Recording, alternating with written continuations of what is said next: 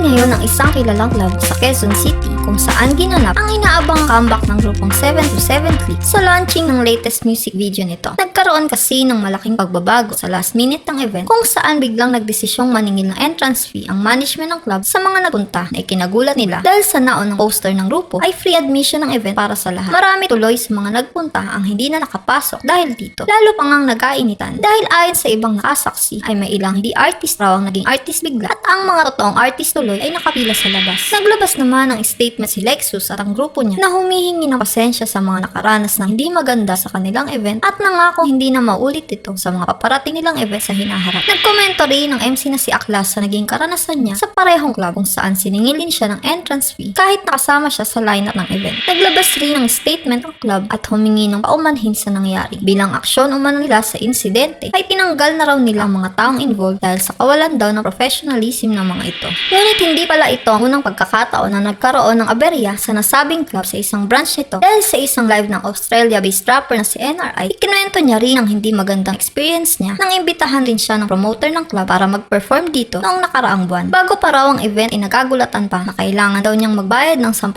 piso para sa reservation ng VIP couch. Ang pinakamatindi pa ayon kay NRI nang hindi makilala ng mismong club ambassador si Astro na isa sa main guest ng gabing yun at siningil din ang entrance fee. Nahanap ako ng promoter na Urban. Tapos message sila ako. Invite ka namin ng special guest sa event. Ako naman bilang artist. Natuwa ako. So syempre, kagat din ako. Doon na nagbigay ako ng details ng mga artist na i-invite, mga tropa. Biglang natimbre sa akin na na-inform ka na ba? Kailangan kasi ng VIP couch. Ano ba yung VIP couch? Magkano ba yan? 10K man. 10,000 pesos. 10K. Tapos na-invite ko na yung mga artist na underground. Oo kagad. Gulat ako kasi wala akong budget eh. Pero gagawa ko ng paraan. So yun na. Pera-pera na. Pasok na tayo sa event. Umakit kami sa taas. Sumbungan pa lang. Lumapit na sa akin ang ambassador. Sir, may problema tayo. Papagalitan daw siya ng management. Hindi na expect na underground. Tapos sasabihin sa akin, kailangan i-cut yung mga artist na tutugtog. 4 na artist lang. Pili ka ng 2. Tapos ako tsaka si Astro. Yung mga in-invite kong artist dito, yung iba dito, lumahay pa ng Pampanga. Tapos eto pa, siyempre gusto ko uminom kasi na-stress ako eh. Hingi na ako ng beer. Sabi mo muna, huwag muna yung mag-settle kasi kailangan mo muna makuha yung 10K sa couch. Silapag ko yung pera sa harap mo. Binihilan ko sa isa. Pagkatanggap mo, ka pala nag-go na pwede. Hindi ko lang sabihin sino ka, pero ikaw si Mr. Sexy. Bilang artist, ni-stress na ako sa sobra. Sa akin yung hinihingi mga kanta na i-plug dun sa deck nyo. Sa akin yung hinihingi low ng event. Yung nga kable, nahanap sa akin para lang mapatugtog mga kanta namin. Organizer ba ako dun, tol? Nagbigay ako ng 10K